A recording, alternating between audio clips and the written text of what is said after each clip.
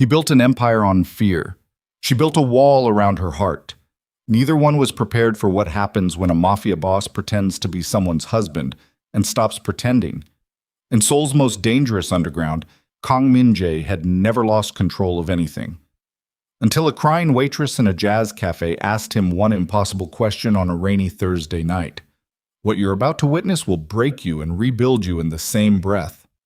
Stay until the very end. If this story moves you, hit that like button and drop a comment with the city you're watching from. I want to see how far this story travels. The rain came down hard that Thursday, the kind that turned Seoul's neon reflections into something ugly and smeared across the pavement, like a painting left out too long. Kang Min-jae stood outside the entrance of Blue Fern Jazz Cafe for exactly 4 seconds before pushing the door open. 4 seconds was how long it took for his lead bodyguard, a thick-necked former military contractor named Do Sung-wook, to sweep the interior with his eyes and give the faintest nod. Clean. No threats. Proceed. Min-jae stepped inside without acknowledging the nod. That was how it worked between them. Acknowledgement was for men who needed reassurance. The cafe was narrow, warm in the way old wooden buildings hold heat. A specific smell of roasted barley and something faintly sweet, like vanilla left on a warm stove. A 3-piece jazz band occupied a corner platform barely big enough for all 3 musicians. The bassist was sweating through his shirt. The pianist had his eyes closed. The trumpet player hadn't gotten the memo that the song they were playing had already ended, and he was coasting 2 bars past everyone else, which no one mentioned. Min-jae took his usual table, the one with the wall at his back and a clean line of sight to both exits. He didn't sit until Sung-wook confirmed the booth behind was empty. Old habit. The kind that kept a man breathing. He was 33 years old. He looked older in the eyes. Younger in the jaw, still sharp, still angular in a way that made people assume he was merely wealthy before they spent more than a minute studying the stillness he moved with. He wore a charcoal suit, no tie, the top button undone, which was the only concession he made to the idea of being off-duty. The watch on his wrist was not ostentatious, but it cost more than most people in this neighborhood, made in 3 years. He did not wear it for display. He wore it because time was the only thing he measured with precision anymore. He picked up the laminated menu out of reflex, though he had never once ordered anything from it. He didn't already know by heart. She appeared from the kitchen door with a tray balanced on her forearm and a pen tucked above her ear, and Min-jae did not look up immediately. He didn't need to. He had heard the particular rhythm of her footsteps enough times that he could identify her crossing a room without looking.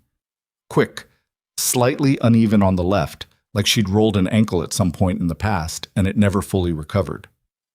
"You're late," Nia Brooks said, setting a glass of water on the table without being asked. "It's 7:42. You're usually here by 7:15. Traffic. You have a driver. He also gets stuck in traffic." She made a sound that wasn't quite a laugh and wasn't quite a dismissal, and she pulled out her notepad. Her handwriting, he had noticed over months of watching her work, was enormous for a person of her size. She wrote like she was afraid the letters might escape. Nia Brooks was 29 years old, an African-American woman from Atlanta who had landed in Seoul 14 months ago for reasons she had never fully explained to anyone at the cafe. Though Min-jae had known within 3 weeks of his first visit exactly what those reasons were. He had people for that kind of information. He had not asked them. He had simply waited until she offered the shape of the story herself, in pieces, across weeks. She was tall. Not model tall, just tall enough that she stood out in rooms, which she compensated for by keeping her shoulders slightly drawn inward, a habit of a person who learned early that taking up space invited comment. She wore her hair natural, pulled back on shift nights, with 2 small gold hoops in each ear. She had a gap between her front teeth that showed when she smiled genuinely versus when she smiled professionally. At Blue Fern, the professional smile was what she deployed almost exclusively. Almost. She gave Min-jae the genuine one sometimes. He had never told her he noticed the difference. "Same as always?" she asked. "The barley tea. Whatever the kitchen is finishing tonight." She wrote it down even though she already knew, which he understood was simply how she managed her work. Every detail written, nothing left to memory. Chef Yoon made doenjang jigae with extra tofu tonight. He'll be offended if the table doesn't order it. Then order it. You don't like tofu. Chef Yoon has feelings. She looked at him for a moment. You're surprisingly considerate for someone who looks like he could end a man's career with one phone call. Min-jae said nothing. He looked back at the menu. She left, and he let out a slow breath through his nose. It had started by accident, the way the only things worth noting ever do. He had come to Itaewon 11 months ago for a meeting at a restaurant 2 blocks down that ended with a rival lieutenant leaving the table with broken fingers and a newly adjusted understanding of territorial boundaries. Min-jae had been keyed up afterward in the particular way violence left him. Not agitated, not triumphant, but hollowed out in a way that demanded something quiet and warm to fill it. He had seen the blue neon fern in the cafe window and walked in without purpose. Nia had taken his order without flinching at the bodyguards, without performing curiosity about his suit, without asking a single question that wasn't strictly professional. She had brought him tea and set it down like he was simply a man who needed something warm, and she had not hovered. She had not tried to be charming or impressive or careful. She had simply done her job and left him alone. He came back the following Thursday, and the one after that. Now Chef Yoon knew to keep extra tofu on Thursday nights, and the jazz band had been informed through some unnamed channel to play quieter sets between 7 and 9, which Min-jae had not arranged directly, but which Sung-wook had seen to without being asked. This was how Min-jae's world operated. Things were managed, requests were anticipated, problems were addressed before they became visible. Nia returned with the tea and set it down. She stood at the edge of the table for a moment longer than usual. He noticed. Something, he said. She looked up. What? You're standing there like you have something to say and you're deciding whether to say it. That's a very specific read on someone just setting down a cup of tea. Is it wrong? She pressed her lips together. The pen turned in her fingers once. No, she said finally. It's not wrong. She pulled out the chair across from him and sat down, which she had never done before. Not once in 11 months. Min-jae set the menu down. Her face, he noticed, was not the same as it had been an hour ago when he'd walked in. Her eyes had gone red at the inner corners. Not from crying, not yet, but from the specific strain of a person who had been holding something tightly for too long and was starting to feel it slip. You know I have a friend, she said. Camille. She's Korean American from LA, but she's been in Seoul 6 years. We met at a language exchange. Min-jae waited. She's getting married in 3 weeks. The ceremony is in Busan. It's a full weekend thing. Friday arrival, Saturday wedding, Sunday brunch, and goodbyes. About 60 guests. Most of them people I've met through her over the past year. She stopped, looked at the table. And Marcus Reed is going to be there. Min-jae did not know the name yet. He stored it. He was your fiancé, Min-jae said. Not a question. She had mentioned a fiancé once, 7 months ago, briefly, in the middle of explaining why she'd left Atlanta, and then immediately changed the subject with the efficiency of someone slamming a door. Her jaw tightened. We were engaged for 11 months. He left 8 days before the wedding. She said it very flat, like something she had practiced saying without the feeling in it. He is currently dating a lifestyle influencer named Vivian Park, who has 400,000 followers and does sponsored content for skincare brands. They got together 2 months after he left me. Camille told me last week that they are both attending as a couple and that Marcus specifically asked if I was coming. Why did he ask? Because Marcus Reed has always needed an audience for everything he does, including moving on. She looked up then. Her jaw was still tight, but her eyes had gone wet, and she blinked once hard. I can't go alone. I can't sit in that room and watch him arrive with her and be the woman who got left 8 days before her own wedding. I can't. She stopped, pressed her fingers flat against the table. I've already RSVP'd. Yes, I can't back out now. Camille is one of the only real friends I have in this country. The trumpet player hit a wrong note across the room. Nobody reacted. Min-jae looked at her. He had heard hundreds of requests across his career, requests dressed as negotiations, as threats, as favors owed. He had learned to parse the real ask from the performance around it very quickly. The real ask here was not complicated. She was scared, not of Marcus Reed specifically, of what it felt like to be looked at like you were the one left behind. "What are you asking me?" he said.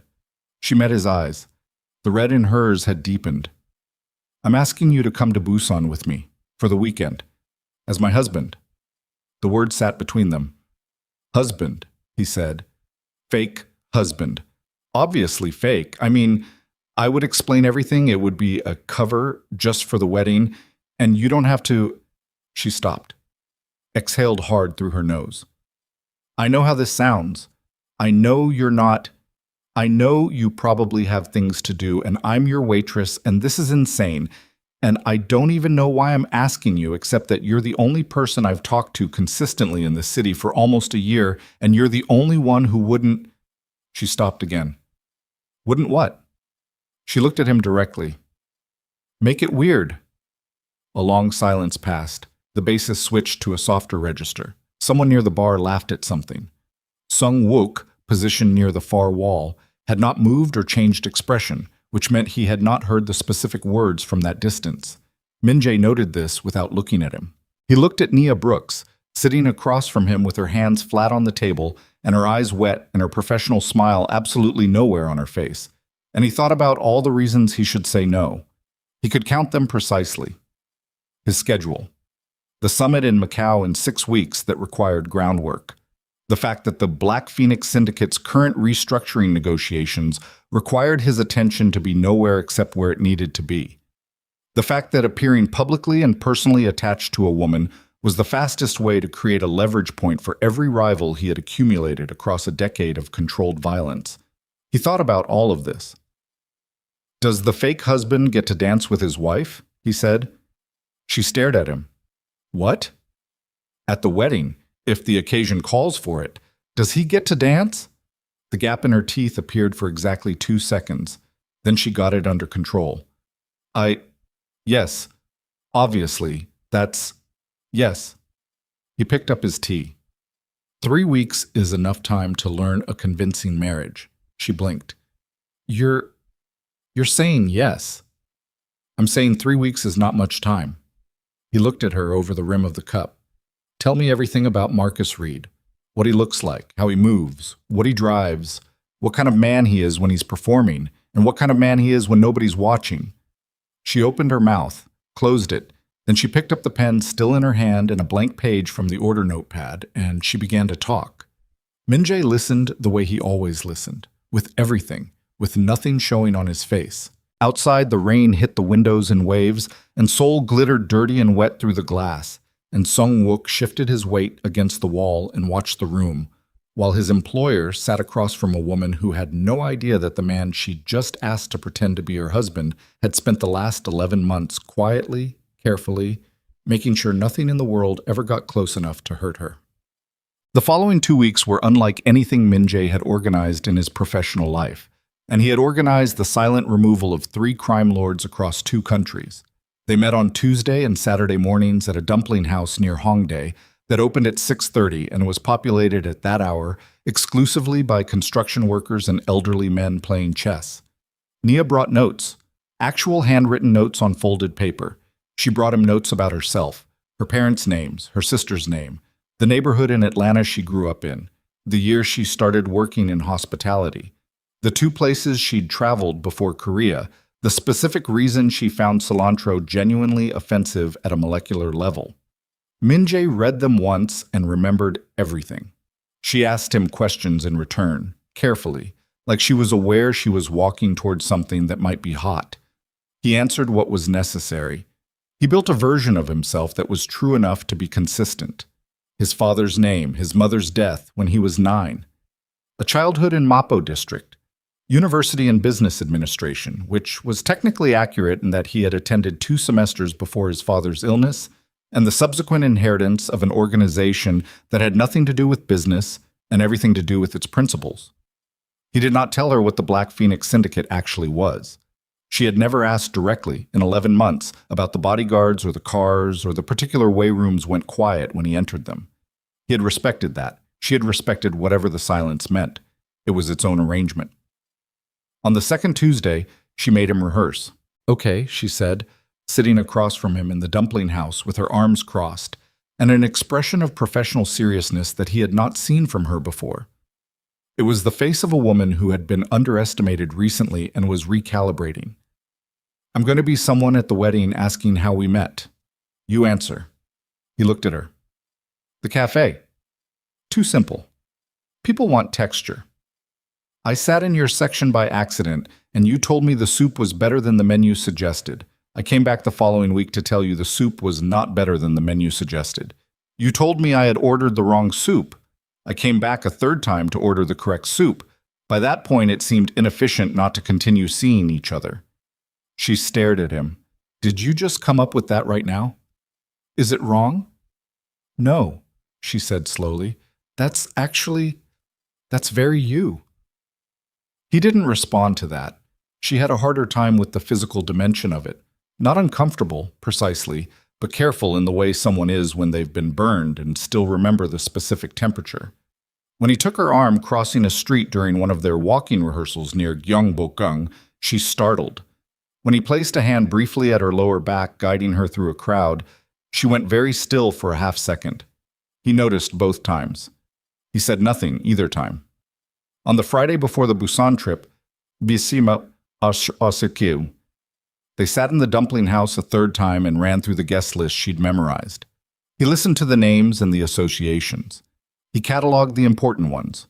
Marcus Reed, table 6, attending with Vivian Park, who was reportedly bringing a camera crew for content. Camille Seo, the bride, who was nervous and kind and had apparently made Nia promise 3 times via text that she was actually coming. David Kwan, the groom, whom Nia described as a structural engineer who laughed at everything and would not be a problem. And then Nia said the thing she'd been working up to for the entire meeting. "Marcus is going to ask about you." She set her coffee down. "Specifically, Camille told me he's already asked twice who I'm bringing." "What did Camille tell him?" "That I'm married and very happy." A pause. "He's not going to believe it," Nia said. "Not immediately. He knew me. He's going to look for the seam in it. He's going to wait for the moment he thinks he has me alone, and he's going to ask me something that pulls at the story." She looked at Min-jae. "I need you to not let him have that moment." Min-jae considered this. "Does he get physical?" She blinked. "What?" "No, Marcus is not. No, he's a manipulator, not." She stopped. "No, he just talks. He's very good at saying the right thing to make you feel like you're the problem." She looked at the table. "He made me feel that way for 2 years before I finally understood that was what he was doing." The flatness in her voice when she said it was the kind of flat that takes practice, the kind you build over a long period of pressing something down. Min-jae said, "He won't have a moment alone with you." She looked up. "Not because I'm preventing it," he said, "because a woman who is genuinely happy doesn't wander into corners with her ex-fiancé. You stay close because you want to. That's what he'll see. The wanting." She looked at him for a moment longer than was strictly conversational. Then she picked up her coffee. "You're very good at strategy." "Yes," he said. She smiled at her cup, not the professional one. On Saturday morning, they took the KTX to Busan.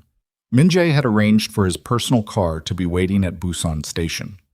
Sung-wook and one other man, Lim Tae-yang, traveled separately, in different clothes with standing instructions to maintain a 2-block perimeter at all public events and remain completely invisible unless activated.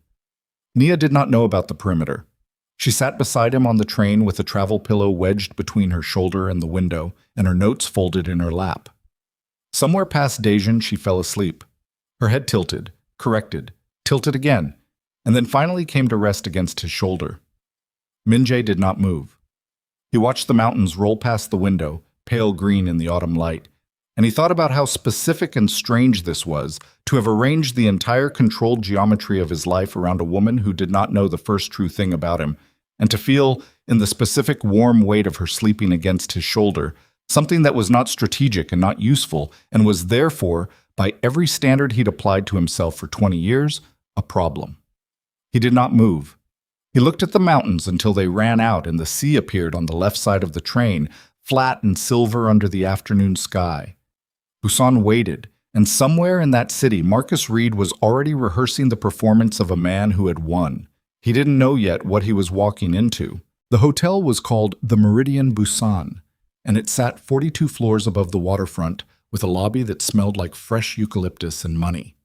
Nia stepped through the glass doors and stopped moving for exactly 1 second, taking in the height of the ceilings, the pale marble floors, the arrangement of white orchids on the center table that probably cost more than 2 weeks of her tips. Min-jae walked past her without stopping and went directly to the front desk. She caught up, stood beside him, watched him hand over a card without looking at the rate on the screen. The clerk turned toward him, and she made herself not react to the number she clocked in the corner of her eye. "One room?" the clerk asked, neutral and professional. "Yes," Min-jae said. Nia said nothing. They had discussed this. 1 room, 2 people, married. Anything else would have created a question, and questions were the enemy of a clean story. She had agreed to it in the dumpling house with the specific tone of a woman making a practical decision. She had not thought very hard about what it would feel like to stand in a marble lobby in Busan and hear the word confirmed out loud. The room was on the 31st floor. It had a king bed, a sitting area with a gray linen sofa, and a floor-to-ceiling window that framed the ocean like a painting someone had gotten right on the first try. Nia set her bag on the sofa and stood at the window for a moment. "I'll take the sofa," Min-jae said behind her. "You're too tall for the sofa." "I've slept in worse configurations." She turned around. He was already opening his travel bag on the luggage rack, completely unhurried, like a man who had stayed in 1,000 hotel rooms and learned not to have feelings about any of them. She noticed that he unpacked in a specific sequence: toiletry bag first, then suit, then everything else. It was the unpacking of someone who had a system for being ready to leave quickly. She filed that away without meaning to. "The welcome dinner starts at 7, she said. "Camille wants us there by 6:45. "What's the room configuration at the venue?" "Private function room on the 2nd floor.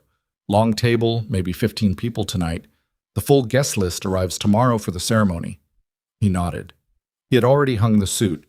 He moved to the window and stood beside her, not close, looking at the ocean the same way she had been looking at it, like it was something that needed to be assessed rather than appreciated. "He'll be at the dinner," she said. "Yes." "With her?" "Likely." She pulled in a slow breath. The ocean outside was going dark at the edges, the sun dropping behind the city at their backs. "I need you to know something before we go down there," she said. I'm not doing this because I'm still in love with him. I want to be clear about that." Min-jae looked at her. "I know. I'm doing it because he made me feel small for 2 years, and then he left me 8 days before our wedding, and then he moved on in 2 months. And now he wants to walk into my friend's wedding with 400,000 followers on his arm and watch me react." Her voice was level. Her jaw was not. "I'm not giving him that." "No," Min-jae said. "You're not." She looked at him. His profile against the window, the ocean behind him, the particular stillness he carried that she had spent 11 months failing to name correctly.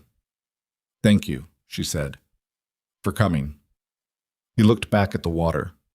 "Don't thank me yet." Boss. The function room had warm amber lighting and a long table set with cream linens and small arrangements of dark flowers she didn't know the name of. Camille Seo was standing near the entrance when they arrived, in a silk dress the color of champagne, and she grabbed Nia's hands before Nia had fully cleared the door. "You came," Camille said. "You actually came." "I said I would." "You said it 6 times in a way that sounded like you were trying to convince yourself."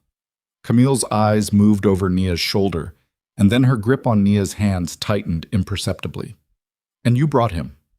"Camille," Nia said, "this is Min-jae, my husband." Min-jae extended his hand.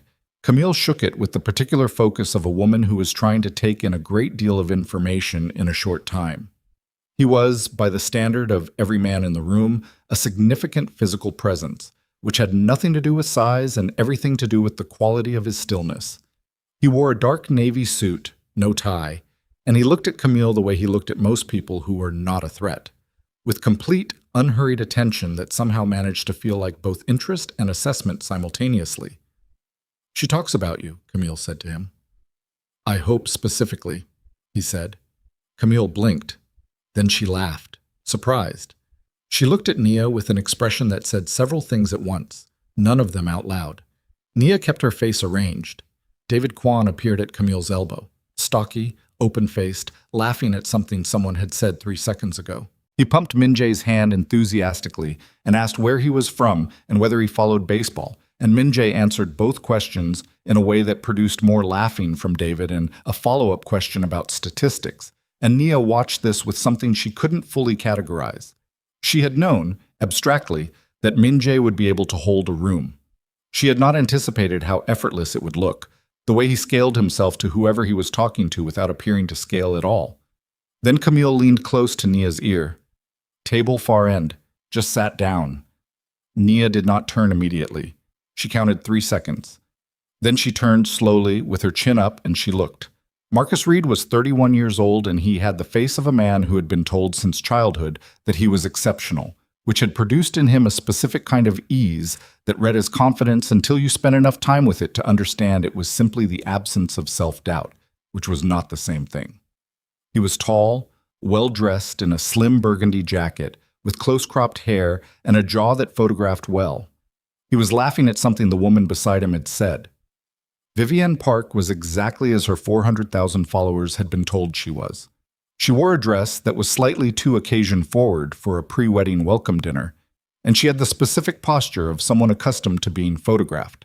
She touched Marcus's arm when she laughed, lightly, deliberately, in the way people who have learned to perform affection do it. Marcus looked up.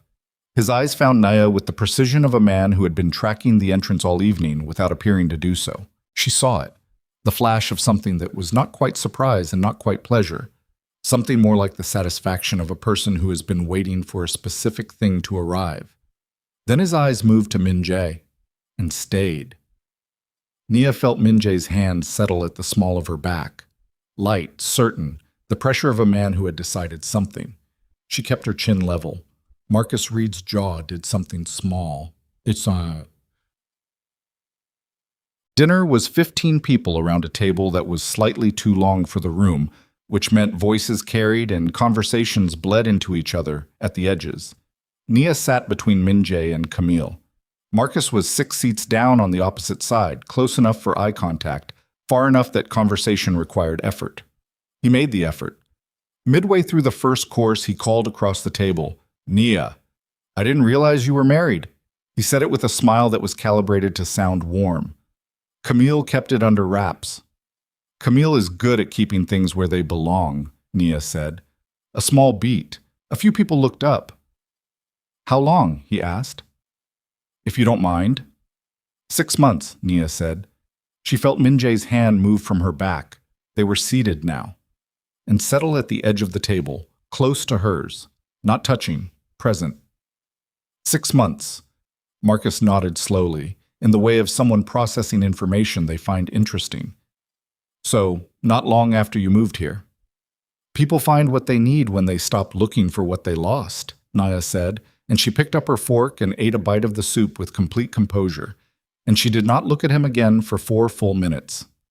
Vivienne Park said something to Marcus in a low voice. He laughed. The sound of it was slightly too loud for the room. Min-jae ate. He spoke when spoken to David about a construction project near Gangnam, to an older couple at the far end who had asked about his work. He described himself as being in private logistics and security consulting.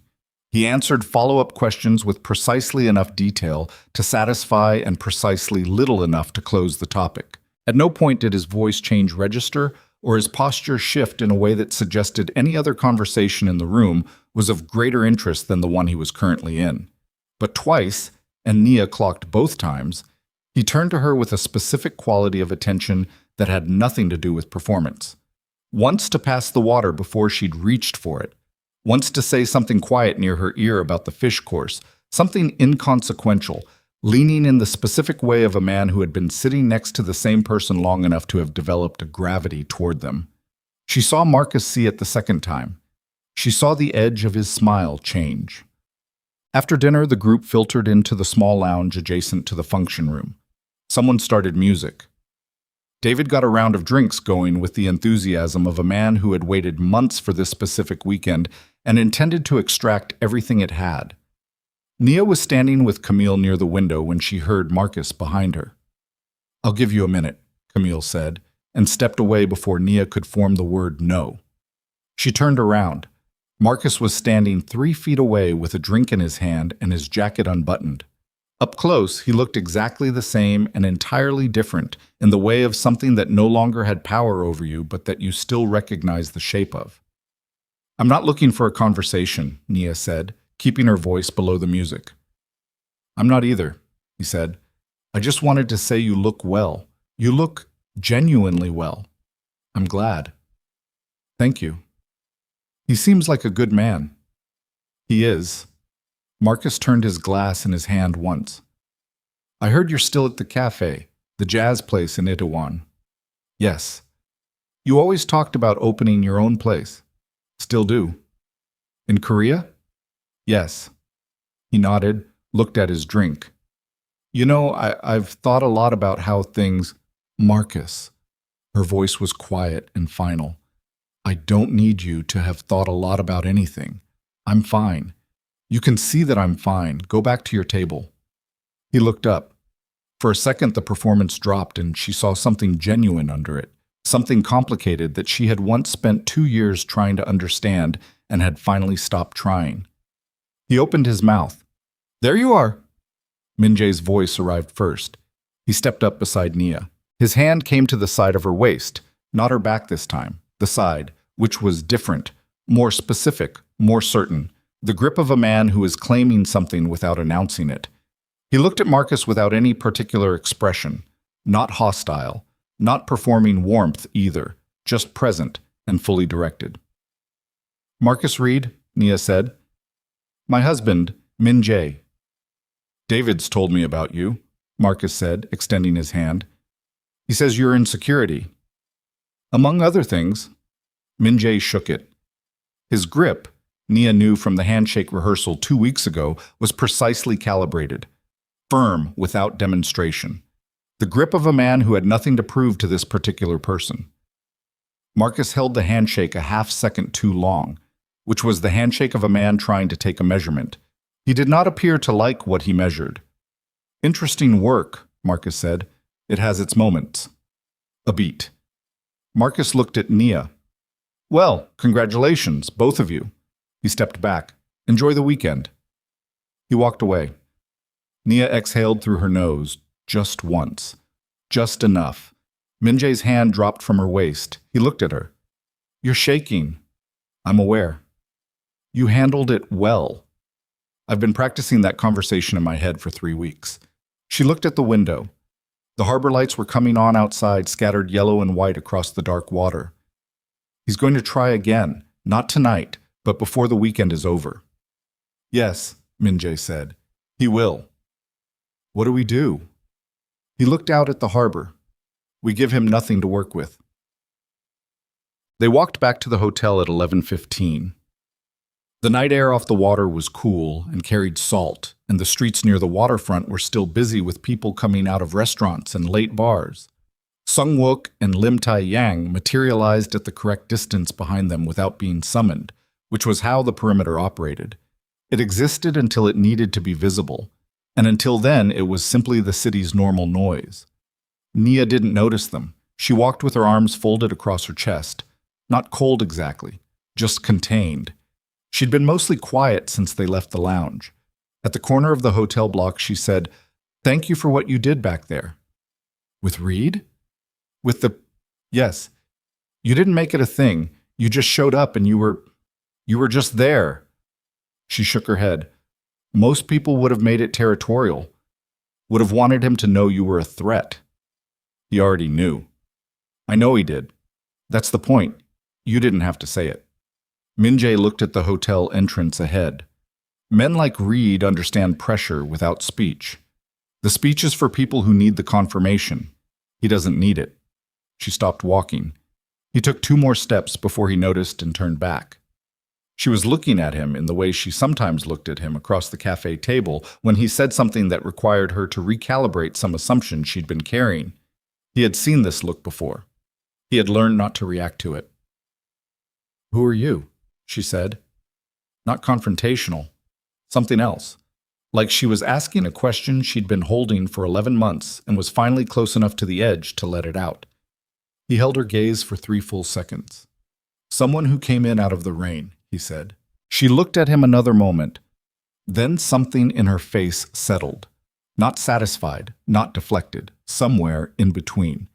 She unfolded her arms and walked toward the hotel. He followed. Awesome. In the room, she took the bathroom first. When she came out in a gray oversized sleep shirt and socks, Min-jae was on the sofa with his jacket off and his phone face down on the cushion beside him, his forearms on his knees, looking at nothing. It was the posture of a man doing arithmetic that didn't have a clean answer. She turned out the main light and left the lamp on the far side of the bed. "Min-jae," he looked up. "The sofa is going to hurt your back." "I've slept in worse," you said.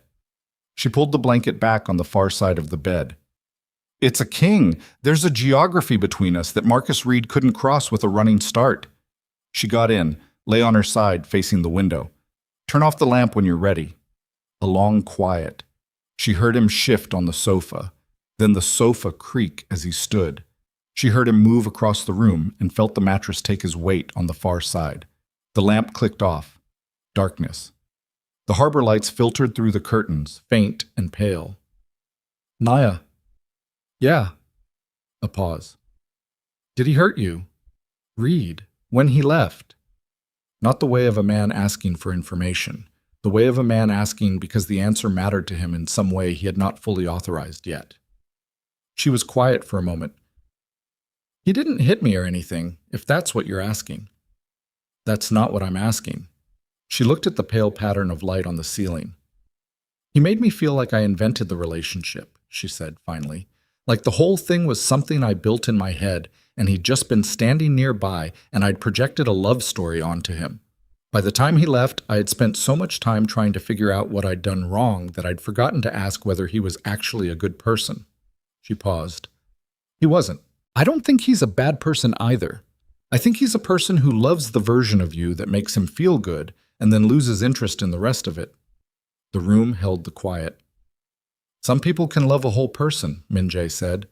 She turned her head slightly. She could not see his face in the dark. "Have you?" A long pause. Longer than the others.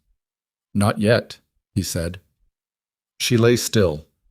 Something in the room had shifted in the way rooms shift when a thing is said that can't be unsaid. Not because it was too much, but because it was exactly the right amount, which is sometimes more destabilizing than excess. She turned back to the window. "Good night, Min-jae." "Good night." The wedding ceremony was held in a garden venue 3 kilometers from the hotel. White chairs under jacaranda trees that had been brought in from somewhere not naturally Busan, and the October sun came through at an angle that turned everything golden and slightly unreal. Nia wore a wine-dark dress, fitted through the shoulders and loose at the hem, and Min-jae walked beside her with his hand lightly at her elbow, and she did not startle this time. They sat in the 4th row. Marcus and Vivian were on the opposite side. 3rd row. Close enough that Nia could see Vivian adjusting the position of her phone for a better angle on the altar. David Kwan cried when Camille walked down the aisle. He tried to hide it and couldn't, and the entire 4th row laughed softly and no one said anything about it, and Nia felt something loosen in her chest that she hadn't realized was tight. She didn't look at Marcus during the ceremony. She looked at David's face when Camille reached him. She looked at Camille's smile, enormous and unstaged. She looked at the jacaranda leaves moving in a slow wind. She looked once at Min-jae beside her and found him already looking at her. Neither of them said anything.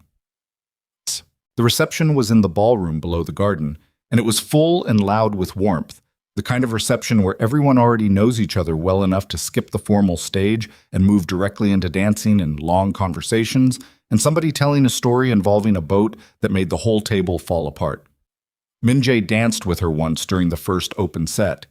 He led, which she had not expected, not in the way of someone performing a romance, but in the way of someone who had done this before in situations with genuine stakes and knew exactly where to put his hands and where to put his weight and how to make it look effortless from the outside.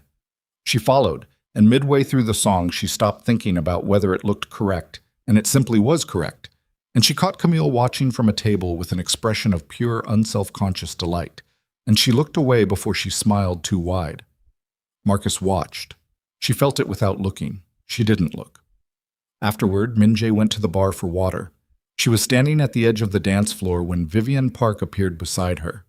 "You're Nia," Vivian said. She was shorter up close than she read on camera. Her smile was practiced, and her eyes were running a quick inventory. "I am," Nia said. "Marcus mentioned you." She said it pleasantly, with the neutrality of a woman who has been told just enough to be curious. "He said you two were close." "We were. A long time ago. He has a lot of affection for you." Nia looked at her. She took in the camera-ready posture, the layered meaning in the sentence, the particular mode of a woman who is marking territory she perceives as contested. She felt no anger. She felt something closer to exhaustion. "Vivian," she said, "I'm happily married, and I'm here for my friend's wedding. I don't have any interest in your relationship one way or the other." She paused. "I hope the weekend is good for you both." She walked away. She found Min-jae at the bar and stood beside him and took the glass of water he had ordered for her without being asked and drank half of it. "Vivian Park," she said. "I saw," he said. "She thinks I'm a threat to her." "You are not." "I know." She set down the glass. "I'm not a threat to her. She's not a threat to me. The only person in this room I'm still a little afraid of is Marcus, and not because I want him back. Because he's good at making you doubt the thing you just decided." She looked at Min-jae. "I don't want to doubt it." Min-jae looked at her directly. "Then don't." She held his gaze. "Easy for you to say." "Nothing about you is easy for me," he said, and his voice had dropped to something quieter than a conversation, and she felt it land in her chest before she had time to decide where to put it. The band shifted into something slower. Around them, the reception moved and breathed, and someone at table 9 started laughing at something again. And across the room, Marcus Reed was watching, calculating, still looking for the seam. And Min-jae was looking at Nia, and Nia was looking back. And for the first time since Atlanta, she could not find the wall she normally kept between herself and whatever was standing in front of her. She was still looking for it when Min-jae's phone vibrated in his jacket pocket. He glanced at it. 1 second. Something moved through his face, fast, controlled, but she was close enough and paying enough attention to catch it. Not alarm. Worse than alarm. The specific expression of a man receiving news that changes the geometry of everything he has just decided. He looked up at her, and in his eyes, for the first time since she'd known him, she saw something she could not read at all. "I need to make a call," he said. "Now?" "Now." He set down his glass. 10 minutes. Don't leave the main room." He walked toward the exit with the quality of a man who has just remembered what he actually is, and the distance between him and the door was the distance between the person she had been dancing with 20 minutes ago and the person she had never been allowed to fully see. She stood alone at the edge of the dance floor. The slow song played. She did not know yet that the call was from his consigliere in Seoul. She did not know that somewhere across the city, a rival organization had just made an international offer that would require Min-jae to make a decision before morning. A decision that had nothing to do with the weekend and everything to do with the life he had been quietly, almost imperceptibly, considering leaving behind. She just knew that something had shifted, and that the version of the night she had been living in for the past 4 hours had just ended. Min-jae walked through the service corridor behind the ballroom and pushed through a fire door at the end that opened onto a narrow terrace overlooking the venue's parking structure. The night air was sharper here, away from the heat of the reception, and the music was muffled to something low and structureless. He put the phone to his ear. Park Hyun-soo, his consigliere, picked up on the first ring. Hyun-soo was 51 years old and had been with the Black Phoenix Syndicate for 23 years. He did not call during personal time without cause. Min-jae had received exactly 4 calls from him outside of scheduled contact windows in the past decade, and each one had preceded a significant restructuring of something Min-jae had believed to be stable. "Talk," Min-jae said. "The Meridian Group made contact tonight." Hyunsu's voice was the particular flat of a man delivering information he has already processed and is presenting without editorializing. Not through the usual intermediary, directly. Chairman Voss's personal counsel reached out at 9:17. They want to sit down within the week. Min Jae looked at the parking structure below. A valet was moving a white SUV. That's early. By 4 months, yes. A pause. They're not waiting on the Macau groundwork, Min Jae. They've already begun restructuring on their end. The offer on the table is the full international framework, the security corporation, the logistics network, the transition out of current operations, all of it. But the timeline they're proposing is accelerated. They want the first phase complete in 18 months. 18 months is not enough time to dismantle current operations cleanly. No, it is not. Another pause, heavier. There's a second element. Min Jae waited. Voss's counsel asked about personal exposure, specifically. They asked whether you had formed any significant personal attachments in the past year that could create leverage risk. Hyunsu said it the way a doctor says something is going to hurt, accurately and without apology. I told them you were an autonomous professional with no significant attachments. They said they would need confirmation of that before the sit-down. The valet below parked the white SUV and went back for another car. Who told them to ask? Min Jae said. Someone inside shared preliminary intelligence. I don't have a name yet. I will. Hyunsu was quiet for a moment. Min Jae, if there is a significant attachment, if there is a person who can be identified and targeted, the Meridian Group will not proceed. They are building a legitimate enterprise. They cannot absorb a liability of that kind at the foundation level. And your enemies, the ones who would lose the most if the syndicate legitimizes, they will find the liability before Voss does. Min Jae stood very still. The slow song from the ballroom traveled through the walls in a formless vibration. I'll be in Seoul Monday, he said. I'll arrange the sit-down. He hung up. He stood on the terrace for 1 minute and 40 seconds by the watch on his wrist. He counted because counting was something to do with the part of his brain that would otherwise do something less useful. Then he went back inside. Nia was where he'd left her, roughly. She had moved to a table near the far wall with a glass of something amber and was talking to an older couple he didn't recognize. She saw him cross the room, and her expression did the thing it sometimes did. The quick read, the attempt to determine what had changed in him. He had seen her do this before. She was better at it than most. He sat beside her. The older couple excused themselves after another few minutes. When they were gone, Nia turned to him. What happened? Business, he said. You left our friend's wedding reception for 10 minutes to take a business call. Yes. She looked at him. The amber drink turned in her hand once. Is everything okay? Everything is managed, he said, which was not an answer, and they both knew it. She held his gaze for a moment longer.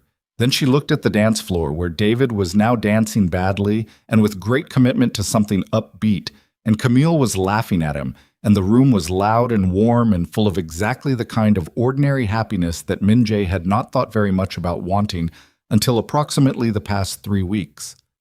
After this weekend, Nia said, to the dance floor rather than to him, I want to go look at a building. What building? There's a space in Mapo, near the river. I walked past it a month ago and looked it up after. It's been empty for 2 years. The landlord has been holding it for the right tenant. She turned her glass. It's the right size. The bones are good. Big windows on the south face. She paused. I know it's probably too expensive. I know I don't have the capital for it yet, but I want to go look at it. She glanced at him. You could come, if you wanted. Tell me if the bones are actually good or if I'm seeing what I want to see. Min Jae looked at the side of her face. The lamp at the corner table made the gold hoops in her ears catch light. After this weekend, he said. She heard something in it. He watched her hear it. She didn't ask. Sunday morning was checkout. The brunch Camille had planned in a rooftop restaurant 1 block from the hotel with a view of the harbor, going silver under clouds moving in from the west. 12 people at 2 round tables under a retractable awning, eggs and pastries and good coffee, and the specific warm exhaustion of people who have celebrated correctly. Min-jae was quiet through most of it. He answered questions. He was present. He watched Nia across the table talk to Camille with her hands moving in the particular way they moved when she was telling a story. She found funny, and he ate his food and drank his coffee, and he did the specific arithmetic he'd been doing since the terrace the night before. It did not come out differently on the fifth pass than it had on the first. Marcus Reed appeared at the brunch, late, with Vivian, who had a different camera set up today and was photographing the harbor. Marcus settled at the far table and ate with the ease of a man who had recalibrated overnight. He was less focused on Nia. He spoke primarily to the people beside him. Twice he laughed at something genuinely, which was a different laugh than the one from the dinner, less performed. Nia noticed this and said nothing about it, which Min-jae noted. As the brunch ended and people were collecting bags and saying their extended goodbyes on the sidewalk below, Marcus found a moment to stand beside Min-jae at the building entrance while Nia was embracing Camille further down the block. "You're a careful man," Marcus said. He was looking at Nia and Camille rather than at Min-jae. "Most men in my field are." "What field is that exactly?" "Security." Marcus turned his glass of orange juice. "She doesn't know, does she, what you do?" Min-jae looked at him. "What do you think I do, Marcus?" Marcus met his eyes. Up close, there was something in him that was more perceptive than he generally allowed to show, the remnant of a sharper intelligence that had been soft-pedaled in favor of performance. "I think you do something that requires 4 men on a rotating perimeter and a consigliere who calls during wedding receptions." He said it quietly, without aggression. "I think whatever you are is significantly more complicated than security consulting." Min-jae said nothing. "She's a good person," Marcus said. "That's not me being sentimental. It's just true. She deserves a life that doesn't come with invisible men in the corners." He looked back at Nia. "I couldn't give her what she needed. I know that. I'm not trying to get her back. I'm just saying, if you can't give her that life either, it'd be better for her to know it sooner." Min-jae looked at him for a long moment. Then he looked at Nia, who had turned from Camille and was looking back at him across the distance of the sidewalk with a small, unguarded smile. "Thank you for your perspective," Min-jae said. His voice was pleasant and completely empty. Marcus walked away. Min-jae watched Nia cross the distance toward him, the harbor behind her, the clouds building in from the west. He thought, she deserves a life that doesn't come with invisible men in the corners. He thought, Marcus Reed is an idiot about most things and completely correct about this one. The KTX back to Seoul left at 2:15.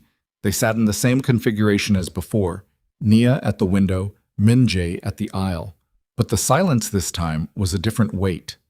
On the way down, it had been the silence of 2 people moving towards something uncertain but possible. On the way back, it was the silence of a man who had made a decision and had not yet found the specific cruelty required to deliver it. Past Asian, she said, "You've been somewhere else since last night." "I'm here." "You're here. But something else is here too." She looked at her hands in her lap. "You don't have to tell me what the call was about. I know I'm not—" She stopped, restarted. "I know the arrangement. This weekend is the arrangement. We go back to Seoul, and we go back to what we were." She paused. "I just want to know if you're okay." He looked at the seat in front of him. The headrest had a small scuff on it, bottom left corner. From the bag, someone had wrestled into the overhead above it. "I'm okay," he said. She accepted this. She looked back at the window. He looked at her reflection in the glass. He could see her face without turning his head. She was watching the landscape with the expression of a person who is thinking about something specific and has decided not to say it. Her jaw was set in the particular way it set when she was holding something carefully. He thought about the building in Mapo, the south-facing windows, the bones. He thought about Hyun-soo's voice, if there is a person who can be identified and targeted. He thought about the 12 men across 3 organizations who would look at Nia Brooks and see a mechanism for leverage the moment they understood she existed in his life in any capacity that mattered. He thought about his father, who had built the Black Phoenix Syndicate from a street-level debt collection operation in the 90s into a multi-district criminal organization, and who had died at 54 in a hospital room with 3 men guarding the door and no one beside him who had chosen to be there without compensation. His father had, Min-jae knew, loved a woman once. She had disappeared when Min-jae was 4 years old. He had never been told why. He had understood why, eventually, on his own. Chesit. They arrived back in Seoul at 4:40. His car was at the station. Sungwook drove. Nia sat in the back beside Min-jae and looked at the city coming back around them, Han River visible from the elevated stretch of road, the city enormous and indifferent and bright in the late afternoon. Mapo, he said. She looked at him. The building. Let's go look at it. She held her overnight bag on her lap. Then she said, Now? We're 20 minutes from Mapo. She looked at him for a moment with an expression he had learned to recognize as the one she wore when she was deciding whether to let herself want something. Then she looked at the river. Yeah, she said. Okay. The building was on a side street 2 blocks from the river, a 3-story former print shop with large industrial windows along the south face and a ground floor that was empty and slightly cold from disuse. The landlord was not there. Min-jae had not called ahead. He simply stood on the sidewalk in front of it with Nia beside him and looked at it. She was quiet for a long time. The windows, she said. South-facing. Good light until 4 in winter. The ground floor is wide enough for a counter on one side and tables on the other with room to move between them. She stepped toward the glass and shaded her eyes to look in. The ceiling's high. You could put pendant lights on long drops. It'd feel warm instead of clinical. He stood beside her and looked through the glass. The empty room, the dusty floor. The shape of something that did not yet exist. There's a kitchen space at the back, she said. You can see the pass-through window. She pressed her hand flat on the glass. It's everything I described. It's almost exactly... She stopped. Her voice had gone somewhere tight. She took her hand off the glass and stepped back. It's the right building. Yes, he said. She turned to look at him. Her eyes were wet at the corners, not from sadness, from the specific emotion of seeing a thing you've been carrying in your head for a long time suddenly rendered real and present and touchable. I can't afford it yet, she said. But I can't. I'm going to remember standing here. She exhaled. Thank you for coming to look at it with me.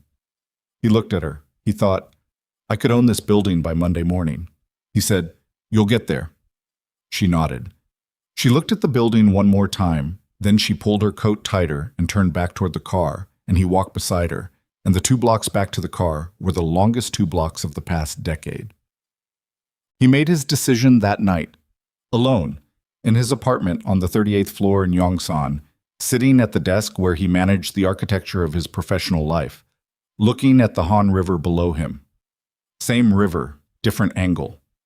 He thought about that for a moment, and then he stopped thinking about it. He called Hyun-soo at 11. Sit down, he said. Arrange it. Good. And the other matter? He was quiet for 3 seconds. Handle it, he said. Whatever they need to confirm. Understood. He hung up. He sat for another hour at the desk without moving. This was not unusual. He had made harder decisions and sat with them the same way. The sitting was part of it. The stillness was the processing. He had learned early that men who couldn't sit still with their own decisions made bad ones. He looked at the river. He did not call Naya. What he did not know, at 11 o'clock on a Sunday night, was that Nia was not asleep. She was sitting at her kitchen table in her apartment in Mapo, 15 minutes from the building with the south-facing windows, with a cup of tea she had forgotten to drink, looking at nothing in particular. She had been sitting there since she got home. Her overnight bag was still by the door. She had not unpacked it. She was thinking about the terrace call she had not been told about. She was thinking about the way his face had changed when he came back in. She was thinking about the specific quality of the quiet on the train back, which was not the quiet of a man who was tired or satisfied or simply done talking. It was the quiet of a man with something between his ribs that he was keeping there by deliberate force. She was thinking about Marcus, which she had not expected to be doing. Not with longing, with the particular utility of someone who had known her long enough to still read the correct shape of certain things, even if he'd been wrong about most of them.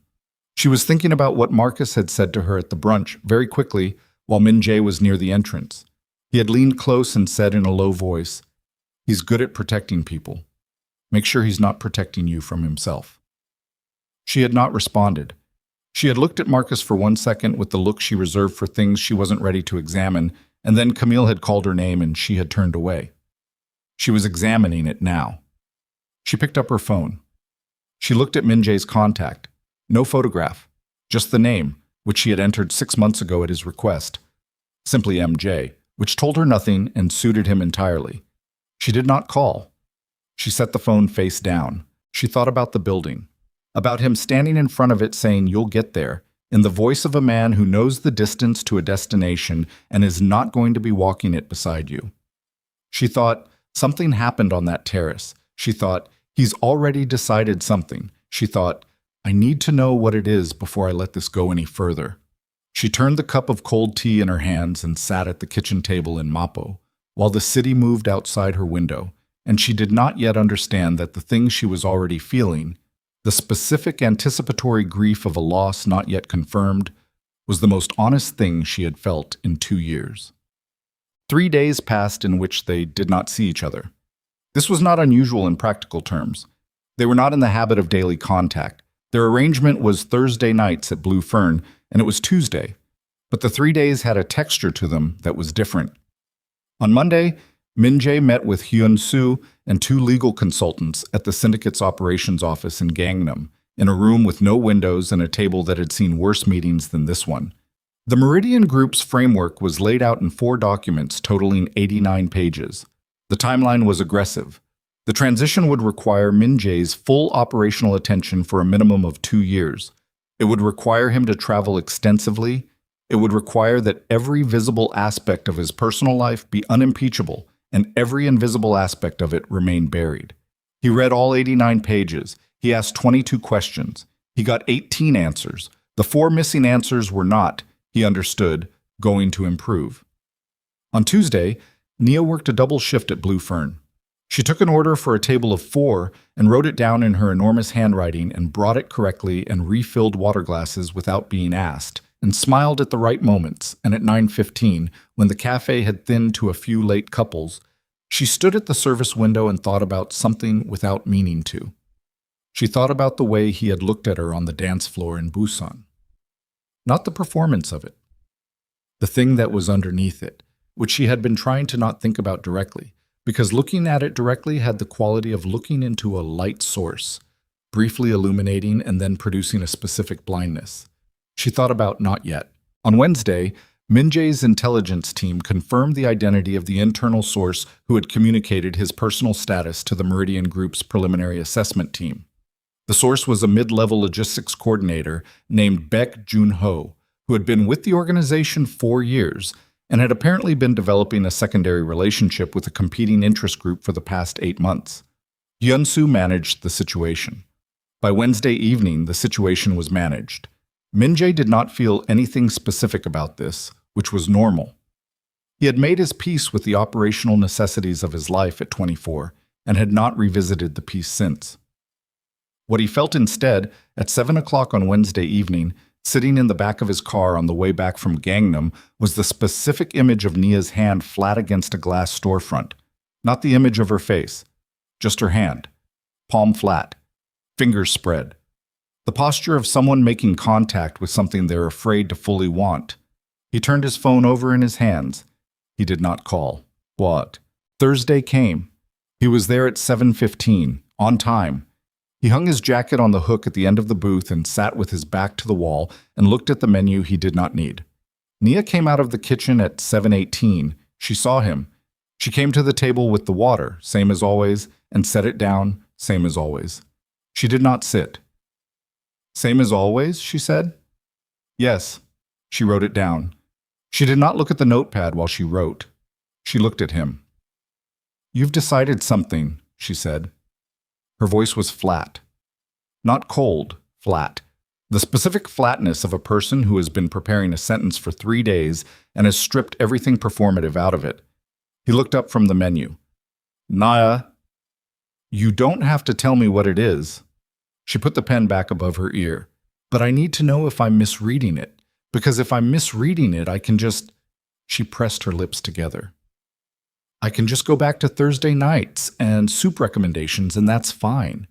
That's what this was. That's what I agreed to. She paused. But if I'm not misreading it, then I need you to say so, because I am 30 years old and I cannot spend another 2 years not knowing. The cafe was quiet. The trumpet player was not there tonight. The pianist played something soft and single-handed. Min-jae looked at her. He thought about the 89 pages. He thought about the 12 men who would see her as a mechanism. He thought about his father's apartment, which had contained, when Min-jae cleaned it out at 22, exactly 0 evidence that any person had ever chosen to be inside it for a reason that wasn't professional. He thought, if I tell her the truth, she will make herself smaller to accommodate it. She will tell me it's fine. She will go back to Thursday nights and soup recommendations because she has already learned, from Marcus Reed, and from 2 years of making herself small for a person who didn't deserve it, how to subtract herself from her own story. He thought, I will not be another person she subtracts herself for. He said, you're not misreading it. She went very still. But there are things about my life. He stopped. He started again, because he would not do this halfway. I work in operations that are complicated in ways that cannot be simplified for a conversation in a cafe. Those operations create risks, specific, targeted risks, for people who are visible in my life. He held her gaze. You are not safe, Nia, in the way you deserve to be safe if you are close to me. She looked at him for a long moment. Her jaw worked once. Then she said, Is that your decision to make for me? It's the decision I'm making. She set the order notepad on the table. She set the pen beside it. She put both hands flat on the table like she needed something solid. So what you're saying is that what happened this weekend was real, he said. That is not the problem. Then what is? The problem is that real is not enough, not against what comes with me. He looked at her hands on the table, flat and still, the same as against the glass. You deserve the building, Nia. The windows and the pendant lights and the customers who don't know who you are to me. You deserve all of it without someone in the corners watching for threats. The pianist hit a wrong chord and corrected it. Nia did not move for 4 seconds. Then she picked up the notepad and the pen. She straightened up. Her face had done something that was the opposite of what he'd seen on the dance floor. Something closing, carefully, from the inside. The way a well-built door closes. Not slamming, pulling shut with the specific quiet of something well-made and final. You know, she said, and her voice was very controlled, very even. For someone who's been reading me correctly for 11 months, you just got something very wrong. Nia, your food will be ready in 15 minutes. She walked back to the kitchen. The door swung behind her. The pianist continued playing. At the bar, a couple who had not heard anything leaned toward each other over their drinks. Min-jae sat alone in the booth with his back to the wall. He was still sitting there, 7 minutes later, when Nia came back out of the kitchen, not toward his table, but toward the service station at the far end, and he could see from where he sat that her face was composed and professional, and that she was doing what she had probably done 100 times before, managing the inside of herself with the same competence she managed everything else. When he saw her reach for a glass with one hand, miss it, catch the edge of it instead, and hold the counter with both hands for just a moment, just one moment. Then she straightened, picked up the glass correctly, and went back to work.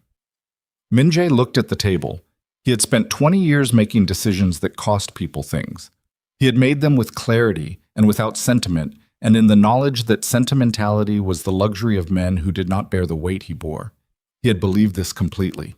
He believed it slightly less at this particular moment than he had at any previous moment in the past 20 years, which was not useful and was not actionable and did not change a single variable in the 89 pages sitting on his desk in Yongsan. He ate the food when it came, because not eating it would have been a different kind of statement. He left the correct amount on the table. He put on his jacket.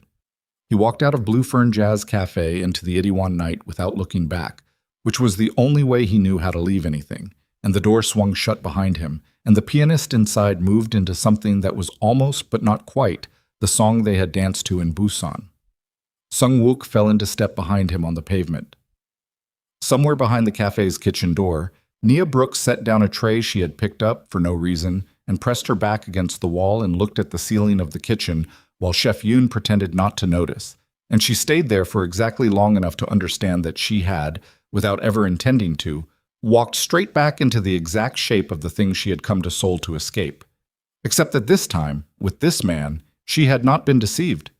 She had simply loved someone who decided, for her, that she couldn't afford the cost of it. She pushed off the wall. She picked up the tray. She went back to work. And Min Jae's plane to the first of his restructuring meetings was booked for the following Tuesday, and neither of them knew yet that the lie Nia would tell herself in the coming days, that she had never truly loved him, that the weekend had been a performance from start to finish, that he had simply been the right man for a difficult occasion, would be the most costly untruth either of them had ever spoken, and that it would travel across an ocean and take up residence in the silence between everything that came after. 6 weeks passed. Seoul moved through them the way Seoul moved through everything, loud and lit and indifferent to individual grief. The Han River kept going, the subway ran. The neon in Itaewon buzzed on Thursday nights, the same way it buzzed every other night. And Blue Fern Jazz Cafe opened at 6 and closed at midnight, and Nia Brooks worked her shifts and wrote orders in her enormous handwriting and smiled the professional smile in refilled water glasses, and did not look at the door at 7:15. She looked at the door at 7:17, sometimes. Old habit. She was working on it. The lie she had told herself in the kitchen that Thursday night had done what lies do when you tend them carefully. It had grown a surface. Not a deep one, but enough to function on. She told herself it had been a performance. She told herself the weekend in Busan had been exactly what she'd contracted it to be. She told herself the specific weight of sleeping 6 inches from him in a dark hotel room and hearing him say, "Not yet," was simply the occupational hazard of a convincing arrangement, and that the building in Mapo and the south-facing windows and the way he had stood beside her with his hand flat on the glass were details she had assigned too much meaning to because she was 30 years old and she was lonely in a country that was not hers, and sometimes loneliness wore the shape of something else. She told herself this with the same discipline she brought to everything. It mostly worked between 6 in the morning and 11 at night. The hours between 11 and 6 were less managed. She called her sister in Atlanta twice, talked about work, talked about Camille's post-wedding glow, talked about a new espresso supplier the cafe had switched to and whether the beans were actually better or whether she was just adjusting. She did not mention Min Jae. Her sister did not ask. Her sister had learned, in 30 years, that when Nia didn't mention something, it was because it was the only thing she was thinking about. On the 5th week, Marcus Reed sent her a message on her phone. Not through Camille, directly. He had her number from before, from Atlanta, and it occurred to her that she had never removed him from her contacts, which she found irritating about herself. The message said, "I know it ended. I'm not asking about that. I just wanted to say the weekend in Busan. You seem genuinely happy. I hope that's still true. That's all." She stared at it for 3 minutes. She did not reply. She set the phone face down on the counter and stood at her kitchen window and looked at the street below and thought about the word genuinely and how it was doing all the work in that sentence, and how Marcus Reed, who was wrong about most things, had been present in that ballroom and had watched something that she had been trying to convince herself was not there, and he was right that it had been genuine, and she hated that he was right, and she hated more that it didn't matter, because genuine was not the word that had walked out of Blue Fern at 9:45 on a Thursday night and not looked back. Min Jae was in Vienna for 11 days, then Zurich for 6, then a week back in Seoul where he sat in 3 different rooms across 4 days and worked through the first phase of the Meridian Group framework with the specific focused endurance of a man who had nothing pressing pulling his attention in another direction. Hyun-soo watched him work and said nothing for most of it. On the 4th day, at the end of a long session reviewing the logistics network transition, Hyun-soo set a folder on the table in front of him. "There's something you should see." Min Jae looked at it. He did not open it immediately. "What is it?" "Background intelligence, generated as part of the standard perimeter review on active personal interests." A pause. "She's still there, Min Jae. Blue Fern, double shifts on Wednesdays now. She applied for a small business development consultation through the Seoul Commerce Office 3 weeks ago. She's building toward the cafe." Min Jae looked at the folder. "Why are you showing me this?" Hyun-soo sat down across from him. In 23 years, he had sat across from Min Jae in many configurations. This one was different from the professional ones. He sat the way a man sits when he is about to say something that exceeds his job description and has decided to say it anyway.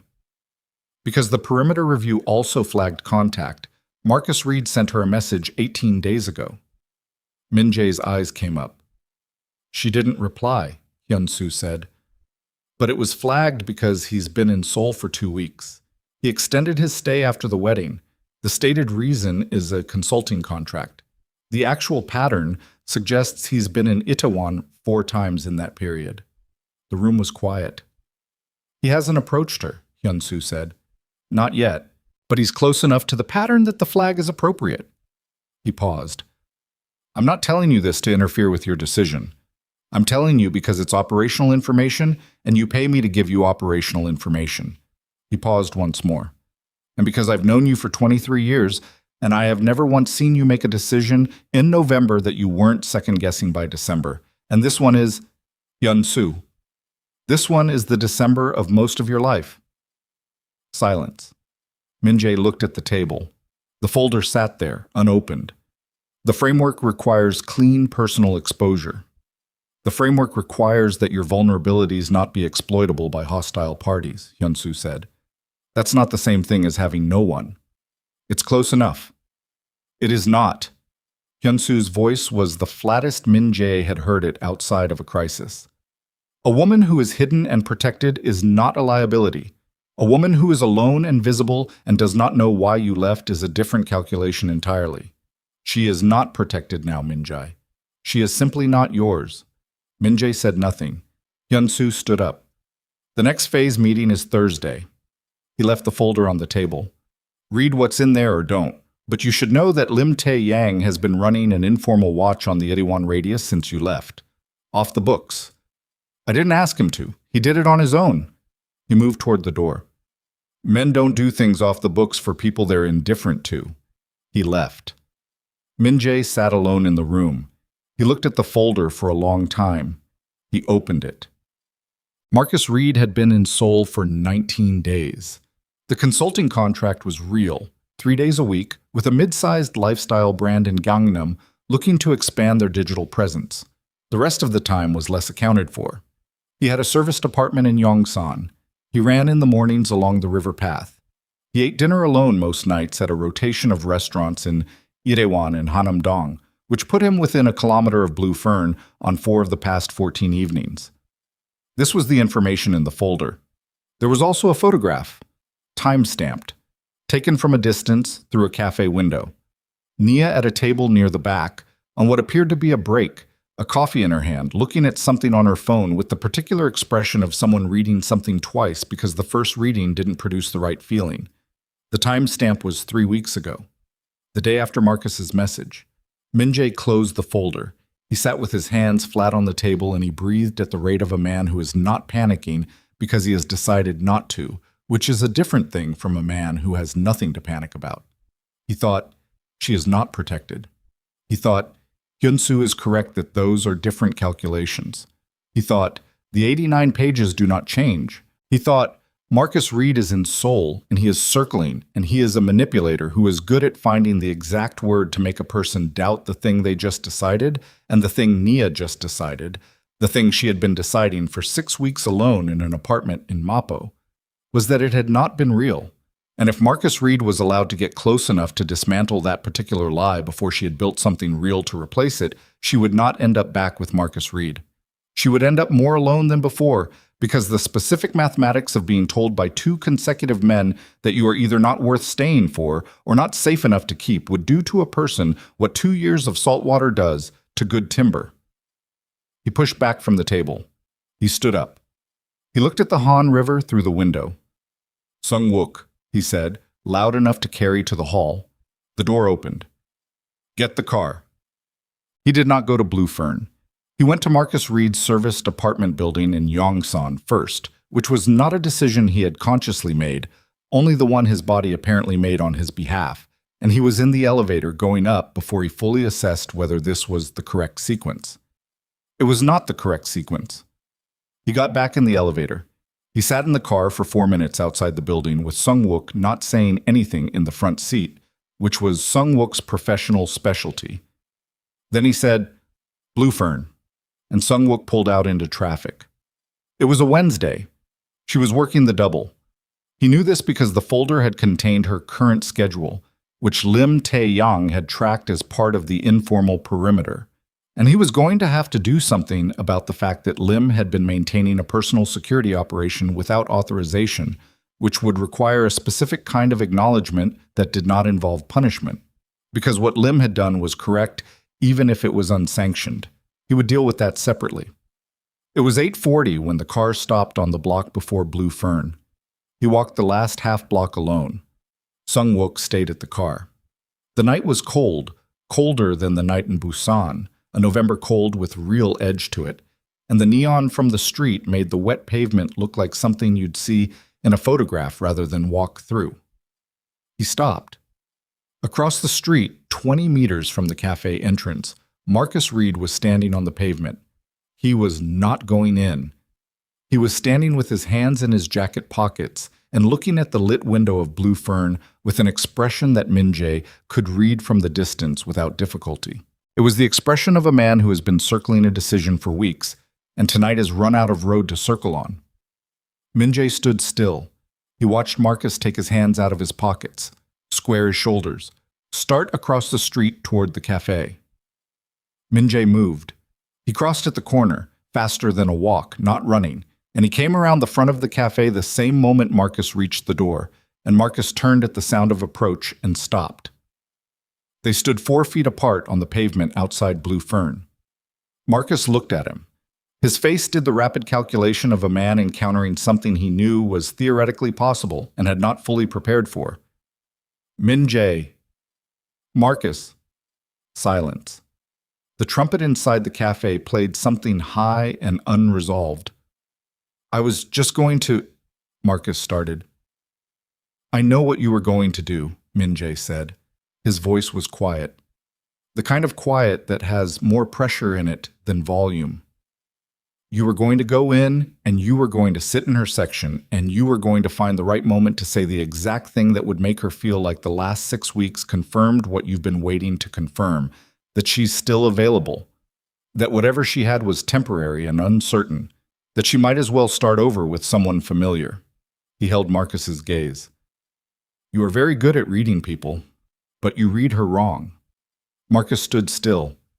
There was something in his face that was not hostile, something more honest than that, which Min-jae had not expected, and which was more difficult to respond to than hostility would have been.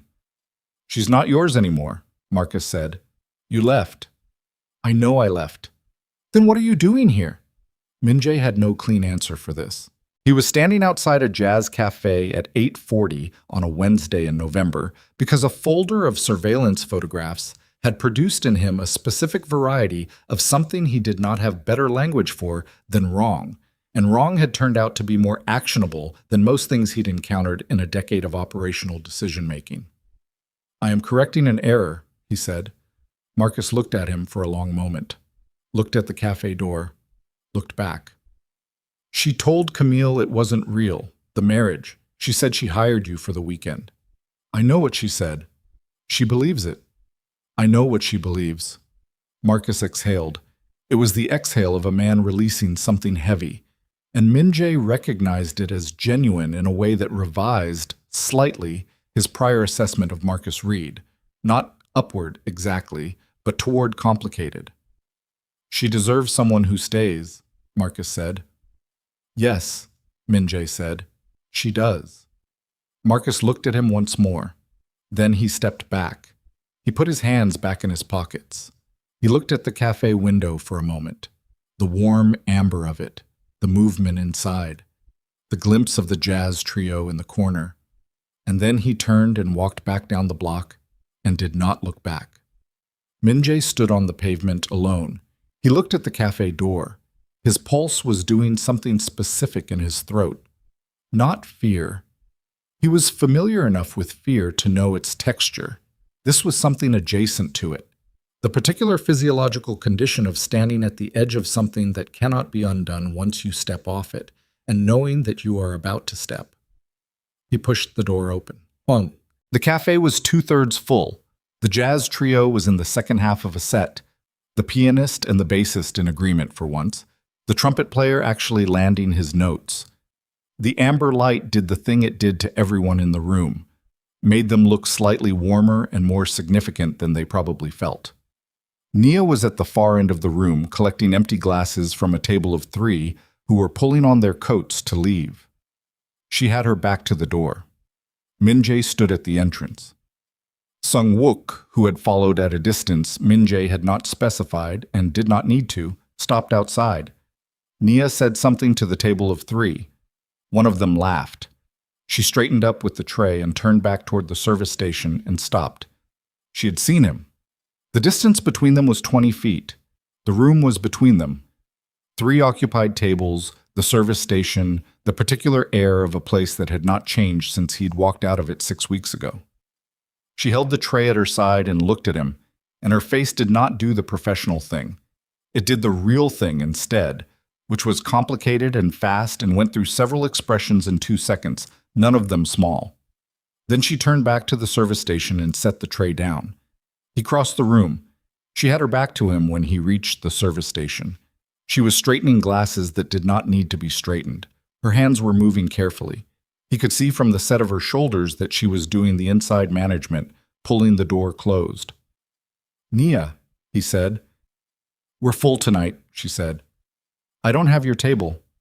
I'm not here for the table. I know why you're here." Her voice was flat in the specific way it had been on that last Thursday, the flatness that was controlled rather than cold. She turned around. Her eyes were direct, and the red was already at the inner corners. "You don't get to do this." "I know. You don't get to leave and then come back when you've decided you've thought about it enough. I am not a—" She stopped. Her jaw worked. "I told Camille it was fake.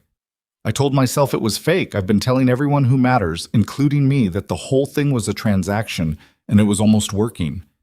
Her voice cracked on the last word slightly, and she pressed her lips together hard. "It was almost working, Min-jae." "I know," he said. "I'm sorry." "You don't get to be sorry either." "Nia—" What changed? Her voice dropped. The room was not listening. The jazz covered them. But she spoke low anyway, with the specific force of a person who has no remaining energy for performance. "What changed between 6 weeks ago and tonight? Because whatever you told yourself when you walked out of here, it's still true. Your life is still your life. You made a decision. It was—" She stopped again. Her hand gripped the edge of the service station. "It was the right decision. I understand the logic of it. I do." She looked at him. "So what changed?" He looked at her hand on the service station, the knuckles, the grip of someone holding on. "Nothing changed," he said. "The 89 pages are the same, the restructuring is the same, the risk is the same." He held her gaze. "None of it changed. I came back because I made a decision for you without asking you, and that was wrong. And before I decide anything else, I need you to have the whole truth, and I need to know if, after you have it, you still want the distance." She stared at him. "The whole truth," she said slowly. "Everything." He held her gaze without flinching. "What I am, what the syndicate is, what the restructuring means, what the risk is, all of it. The truth you've been circling for 11 months without asking because you decided some answers came at a cost you weren't ready to pay." He paused. "I need you to know the real cost, not the one I calculated for you." The room breathed around them. The pianist hit a chord that sustained low and rich, and the bassist came in underneath it, and the whole thing settled into something almost unbearably patient. Nia looked at him for a long time, long enough that the table she'd just cleared had been reset by the bus runner, and the door had opened and closed twice for new customers, and Chef Yoon had glanced through the kitchen, passed through window once, and then carefully looked somewhere else. Then she said, very quietly, "My shift ends at 11. He exhaled. "You can wait at the bar," she said. "If you want." "I'll wait." She picked up the tray. Her face was not the professional face, and it was not the real face either. It was something he had not seen before, something in between, the face of a person who has not yet decided whether to be glad. She turned back toward the tables. Min-jae. He stopped. She didn't turn around. If you leave before 11, don't come back. I won't leave, he said. She walked toward the tables. He went to the bar. He sat on the end stool with his back angled so he could see both exits and the kitchen door, because some things were deeper than intention, and he put his hands on the bar, and he breathed. 2 hours and 14 minutes. He would sit here for 2 hours and 14 minutes, and then she would come out of the kitchen with her coat on and her bag over her shoulder, and he would stand up, and they would walk out into the November cold, and he would tell her the truth about what he was and what he'd built and what he was building it into, and exactly what it meant and what it didn't mean, and what he believed was possible if she was the one making the decision and not him. That was the plan. He was, at 9:47 on a Wednesday night, sitting at the bar of a jazz cafe in Itaewon with his hands on the wood and his heart doing something in his chest that he could not reduce to a function or a strategy, when his phone vibrated. He looked at it. Hyun-soo. Not a call. A message. 4 words. Baek Jun-ho talked. Move. Min-jae's hand closed around the phone. His eyes went to Naya across the room, her back to him, leaning over a table with her notepad, writing something in her enormous handwriting, laughing at something a customer said with the real laugh, the one with the gap in it. His other hand was already on the bar's edge, because Baek Jun-ho talking meant that the information he had carried about Min-jae's personal exposure, the information that had been managed 6 weeks ago, had not been fully contained. It meant that somewhere between the management and now, something had been communicated to someone who should not have received it. It meant that the 12 men who would look at Naya Brooks and see a mechanism had been given something to look at. It meant that the 2 hours and 14 minutes he had planned to wait at this bar had just become a different number. It meant that tonight, every variable he had spent 6 weeks holding in careful isolation was about to arrive in the same room. He was already standing when Sung-wook came through the door. Sung-wook came through the door without running, which was how Min-jae knew it was serious. Men who ran announced the emergency before they could manage it.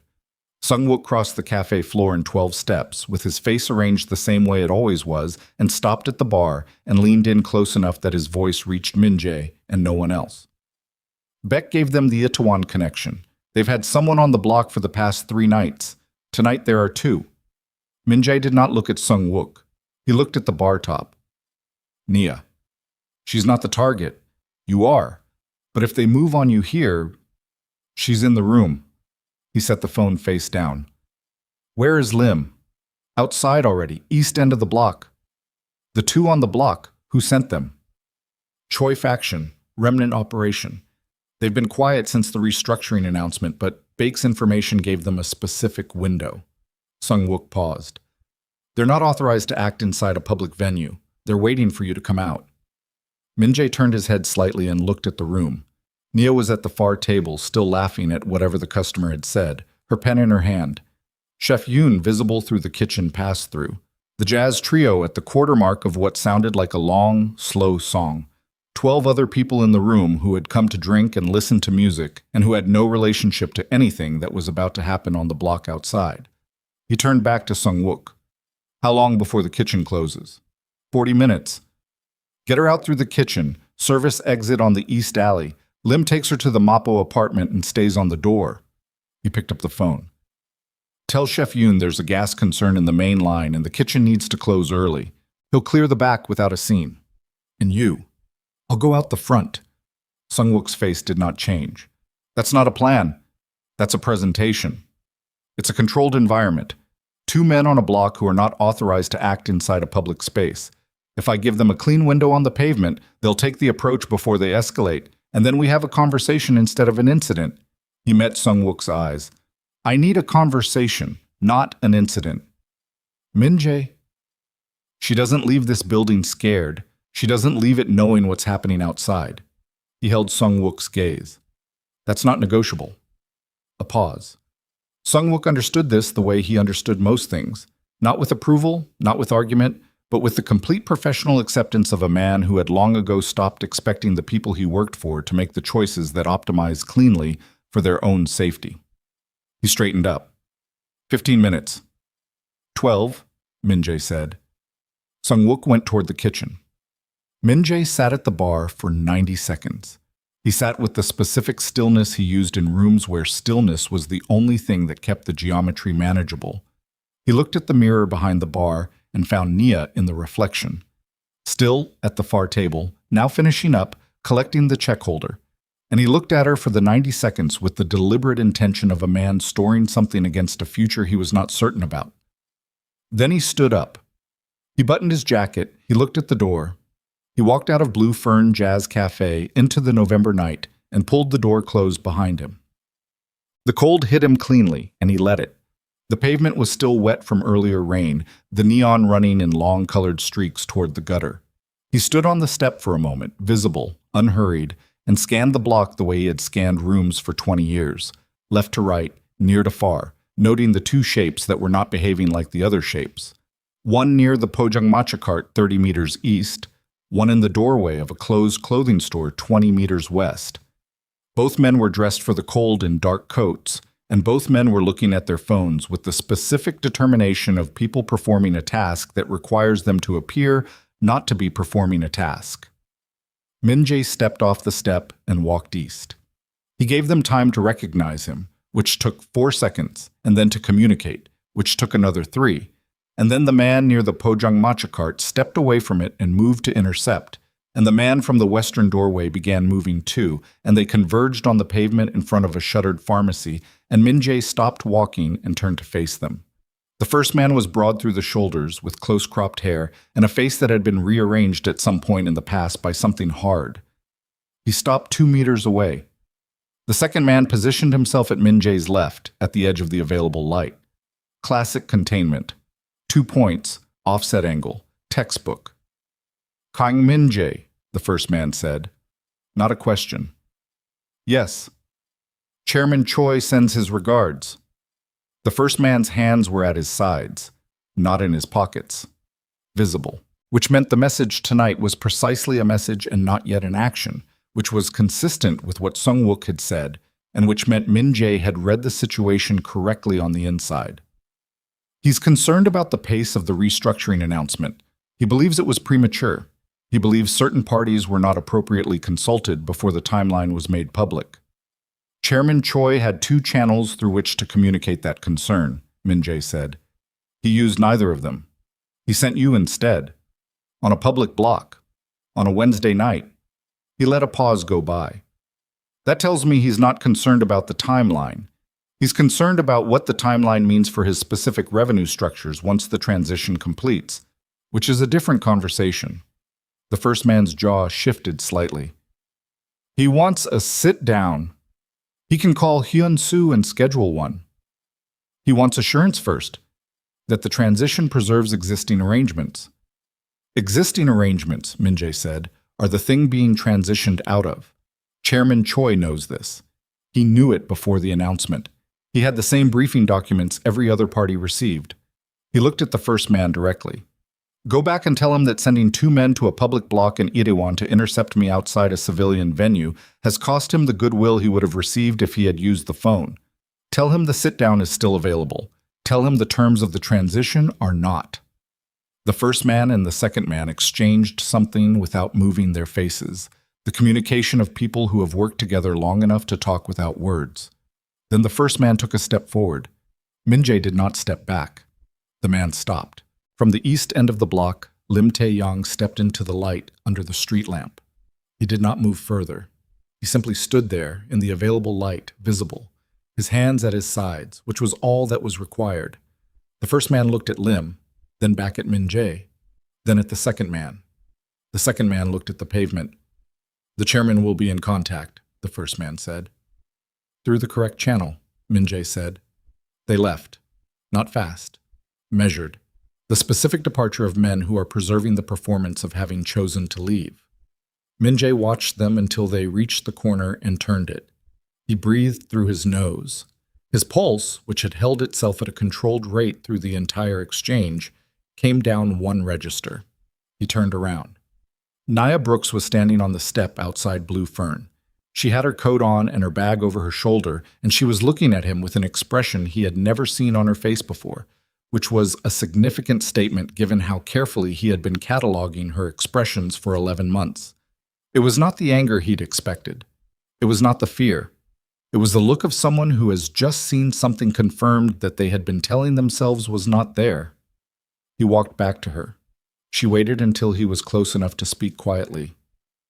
Chef Yoon told me there was a gas issue in the kitchen, she said. There was no gas issue in the kitchen. No. Those men are gone. Were they here because of you? He looked at her. The amber light from the cafe window fell across the side of her face. Her eyes were steady, not trembling, not performing composure, actually steady, which was its own kind of extraordinary thing given what she had just watched from the step. Yes, he said. She absorbed this. She looked at the corner where they'd gone. Are you hurt? No. Are you going to be? No. It was a message. It's been received. She looked back at him. Her breath made small clouds in the November cold. She was quiet for a moment, not the managed quiet of the service station, but the quiet of someone genuinely processing. What are you? She said. Actually, he held her gaze. He had told her at the bar that he was going to give her the whole truth. He had planned to do it in a warmer room with more time and less adrenaline still moving through his system. He did it here instead, on the cold pavement, because she was already standing in the truth of it and waiting for the words to catch up. The Black Phoenix Syndicate, he said. I inherited it at 22. My father built it. I ran it for a decade. He kept his voice even. Criminal operations, debt enforcement, territory management, contracts with people who could not use legitimate legal structures. I am in the process of dismantling every part of that and restructuring what remains into a legitimate security and logistics corporation. That process takes time. While it is incomplete, people who lose income from the restructuring will continue to apply pressure. He paused. Those men were that pressure. They were a message from a faction leader who stands to lose a significant revenue structure when the transition completes. The message has been managed. It will not come again in this form. The words sat in the cold air between them. Nia looked at him.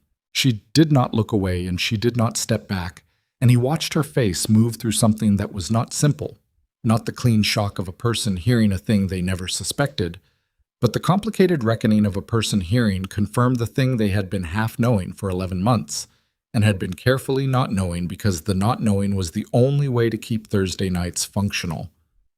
The bodyguards, she said. Yes. The way rooms change when you walk in. Yes. That phone call in Busan. Yes. She looked at the block, the wet pavement, the neon, the city that had been going around her life in Seoul for 14 months, ordinary and enormous and containing, apparently, this. That night at the cafe, she said, when you first came in, that was after a meeting. Yes. He did not soften it. He had promised the whole truth. I was keyed up. I needed something that wasn't what I'd just been doing. I walked past the window and came in. And then you kept coming. Yes. She looked at her shoes for a moment, then at the sky, which was overcast and city-lit and orange at the edges, then at him. The Meridian Group, she said. The restructuring offer. That was the call in Busan. He paused. Yes. How did you? Marcus.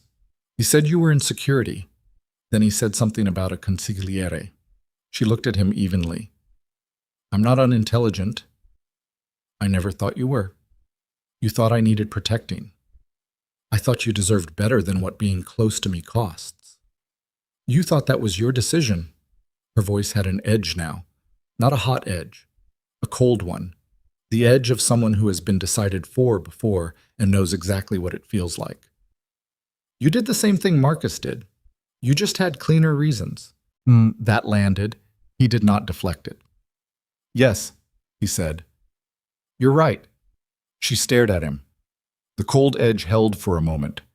Then something in it shifted. Not softened, but moved, the way a bone shifts after something has passed through it. The building, she said. In Mapo.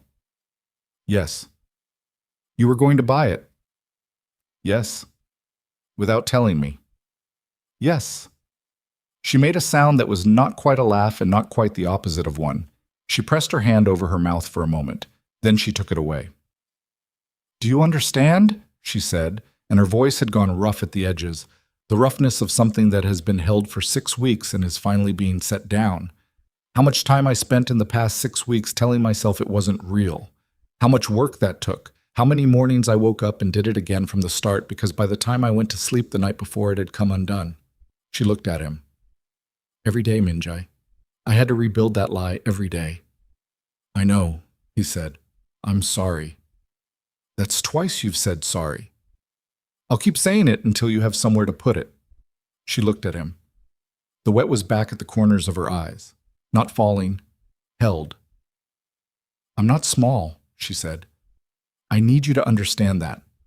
Whatever comes with you, the risk, the men, the 89 pages, all of it, I am not small enough to be crushed by information. I get to decide what I can carry, not you. I understand that now." "You should have understood it then." "Yes." "So what do you want?" Her voice was direct. "Right now, tonight. What do you want specifically from me after 6 weeks and 2 men on a block and a speech about restructuring?" He looked at her. He had operated for 20 years in environments that punished imprecision, and he was not imprecise now. "I want to tell you everything, all of it, over as many nights as it takes. I want you to have the real information, and I want you to make the real decision, the one you make for yourself. And whatever that decision is, I will not make a counter-decision above it." He held her gaze. "And I want to know if the building in Mapo is still available." She looked at him for a long time. The cafe behind her threw warm light against her back. Somewhere inside, the jazz trio had started something new, something that moved slower than everything they'd played tonight, and the sound of it came through the door and the window and the cold air between them, and it sounded, Minjae thought, like the musical equivalent of a person finally sitting down after a very long walk. "The building is still available," she said. "I checked on Monday." He let out a breath. She looked at him for another moment, and then she looked at the block, and then she pulled her coat tighter with one hand and said, "Walk me home." He fell into step beside her. Sungwook materialized at the end of the block, and Minjae gave him a single small shake of his head, and Sungwook stopped and let them pass and kept his distance, which was the correct call, and Minjae would not need to specify it. They walked through Itaewon and down toward the river, and the city moved around them, and he talked. He talked in a way he had not talked since he was 22 years old, and still young enough to believe that full disclosure was something a man in his position could afford. He told her about his father. He told her about the inheritance and what it had contained and what it had required of him in the first 3 years. He told her about the architecture of the Black Phoenix Syndicate, the bones of it, what it was and how it ran and who it touched. He told her about the moment, 4 years ago, when he had begun to understand that the empire he had inherited was also the cage he was living in, and that the only exit was to dismantle it from the inside, which was the kind of project that required a reason larger than profit and longer than ambition. She walked beside him and listened. She did not interrupt. She asked 3 questions, all of them precise, and none of them sentimental, and he answered them with the same precision. She did not recoil from any of it. She did not perform courage either. There were 2 moments where she went quiet and he could see her processing something difficult, and both times she took a breath and walked through it. They reached the river. They stopped at the railing above the water. The Han at night was black and wide and reflected the city on both banks in long, broken columns of light. A cold wind came off it, and she leaned into it slightly, the way people lean into wind when they've been indoors too long and need to remember what weather feels like. "The Choi faction," she said. "Tonight. Is that finished?" "Tonight is finished. The underlying tension resolves when the transition completes. That's 18 months. 18 months of men on blocks. Managed men on blocks. With full security protocols that I should have had in place around you 6 weeks ago and didn't because I made the wrong decision." He looked at the water. "I will not make that decision again." She looked at the water too. "I'm not going to pretend I'm not afraid of some of this," she said, "because I am. Parts of it are frightening, and I think pretending otherwise would be stupid." She paused. but I've been more afraid every morning for 6 weeks of what it felt like to watch something real walk out of a cafe and tell myself it was just a transaction. She turned to look at him. That's the fear I can't manage. The other one I can learn. He looked at her. Don't make decisions for me again, she said. No, he said, and don't buy me buildings without telling me. I won't. She looked at him for one more moment. Then she turned back to the river and the wind moved her hair off her shoulder, and she reached out and placed her hand over his on the railing, and it was the most ordinary thing that had happened to either of them in months. And it was also the most complete.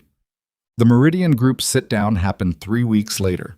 Min-jae walked in with Hyun-soo and 2 legal consultants and the complete documented framework for the Black Phoenix Syndicate's transition out of criminal operations, and he sat across from Chairman Voss's counsel for 4 hours. And when he walked out, the first phase agreement was signed and the 18-month clock had started. The Choi faction requested the sit-down through the correct channel the following week. Hyun-soo managed it. The terms were not what Chairman Choi had wanted. He took them anyway, because the alternative was to challenge a man who had just secured the backing of an international security corporation, and Chairman Choi was many things, but he was not that miscalculated. Lim Tae-yong's informal perimeter operation was acknowledged but not punished. Min-jae told him in 4 words that the perimeter was now formal. Lim nodded and said nothing, which was the correct response, and one of the many reasons Lim had been with the organization for 9 years. Baek Junho's situation was resolved through a legal channel that did not require Min-jae to be in the room, which was how such situations were best resolved and how Hyun-soo preferred to operate when given latitude. The building in Mappo was purchased in December. Not by Min-jae, at least not in any way that appeared in the transaction documents. The acquisition was structured through a property management company with no traceable connection to the Black Phoenix Syndicate or to Min-jae personally, and the lease was registered in Nia's name at a rate that reflected the building's actual market value, which was lower than she had feared and which she insisted on verifying independently with a real estate consultant who had no idea who had arranged the rate. She did not ask how it had been arranged. She had decided there were categories of information she would receive when offered and not pursue when not. And the specific mechanics of real estate in Seoul fell into the second category as long as the documents were clean. The documents were clean. She spent 3 months on the renovation. Min-jae came twice a week, sometimes more, and he did what he had offered to do on the sidewalk in Mappo in October. He looked at the bones and told her whether they were good. He talked to the contractor about the structural load on the south wall and whether the pendant light rigging was properly supported. He argued with the electrician about the wiring configuration for the kitchen pass-through and turned out to be correct. He showed up once on a Saturday morning in paint-stained clothes she had not seen before and spent 4 hours helping refinish the original wood floor in the main room, working methodically from the east wall west, on his knees on the floor, which was the kind of thing that was very difficult to frame correctly alongside the image of 2 men on a block in Itaewon receiving a message. She told him this. He said nothing and kept sanding, and she went back to the window trim she was painting, and they worked in the specific comfortable silence of people who have stopped needing to fill each other's quiet. He told her, on one of those Saturday mornings, that his mother had loved music, that the apartment in Mappo where he had grown up had always had something playing, not jazz, mostly old folk songs, the kind his mother had grown up with, simple melodies and minor keys that felt like weather. He said it the way people say the thing they have been not saying for a long time, quickly, looking at the floor rather than at her, with the specific vulnerability of someone unaccustomed to the weight of their own disclosure. She looked at him for a moment. Then she picked up her paintbrush and said, "What kind of music do you want in the cafe?" He thought about it. "Jazz," he said, "the kind where nobody's trying to show off." She smiled at the window trim. "That's very specific." "I know what I like." "You really do," she said. And the way she said it meant more than it said, and they both knew it, and neither of them elaborated. Hosham. Midnight Lantern Cafe opened on the first Thursday of April. Nia had not chosen Thursday deliberately. It had simply aligned with the schedule. The permits cleared on a Tuesday, the final inspection passed on a Wednesday, and Thursday was when it made sense to open. It was only after the fact, standing at the door at 5:45 in the morning to receive the first coffee delivery, that she noticed the day of the week and laughed out loud alone in the empty cafe with the sound bouncing off the newly refinished floors. Min-jae arrived at 7:15. He sat at a table near the south windows. The pendant lights above him caught the April morning light and split it into something warm and fractured. Nia brought him tea she had chosen specifically, a barley blend from a supplier in Jeonju that she had spent 2 weeks selecting, and she set it down in front of him, and he picked it up and drank it and said nothing for a moment. Then, "The bones were good." She sat down across from him. Not the way she'd sat across from him in Blue Fern 11 months ago, perched on the edge of something uncertain. She sat the way a person sits in a room they have built. "They were," she said. The cafe filled through the morning. The crowd that came in that first Thursday was small and mostly composed of people Nia had personally told, Camille and David, who drove up from their new apartment in Mapo-gu and took the corner table and stayed for 3 hours. 2 baristas from a cafe in Hongdae whom Nia had befriended in her first weeks in Seoul and who had given her their best sourcing contacts. A young painter who had wandered by and seen the sign and come in because the window display was, in her words, the first honest window she'd seen in this neighborhood.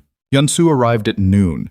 He sat alone at the bar, ordered tea, read something on his phone, and left an envelope under the saucer that contained, when Nia found it later, a short handwritten note in Korean that Nia photographed and sent to her translation app. The app returned. Well chosen. PHS. She did not know who PHS was. She stored the note anyway. Sung-wook came in at 2 o'clock in civilian clothes, which she had never seen him in.